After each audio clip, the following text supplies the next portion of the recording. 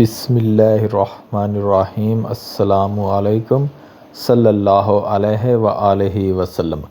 بوڑھے آدمی نے اطمینان سے بسم اللہ پڑھی اور حجام کی کرسی پر بال کٹوانے کے لیے بیٹھ گیا۔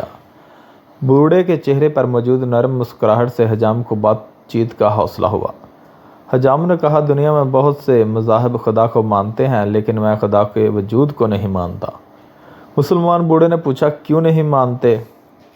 حجام نے کہا، دنیا میں بہت پریشانیاں، مصیبتیں، بدحالی اور افراتفری ہے۔ اگر خدا کا وجود ہوتا تو یہ سب مصیبتیں اور پریشانیاں بھی موجود نہ ہوتیں۔ بوڑھے نے مسکراتے ہوئے کہا، میں بھی اس دنیا میں حجام کے وجود کو نہیں مانتا۔ حجام نے پریشان ہو کر پوچھا، کیا مطلب؟ میں آپ کی بات نہیں سمجھا۔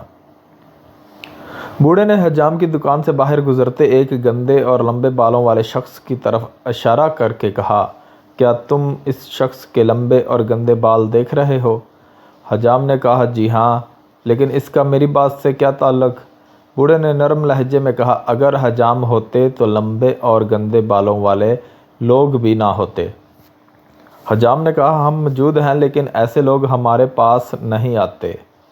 بوڑھے نے مسکراتے ہوئے کہا، بالکل، خدا بھی موجود ہے، لیکن لوگ ہدایت کے لیے خدا کی طرف رجوع نہیں کرتے، اس لیے دنیا میں بہت سے مسائل اور پریشانیاں ہیں۔ اللہ حافظ۔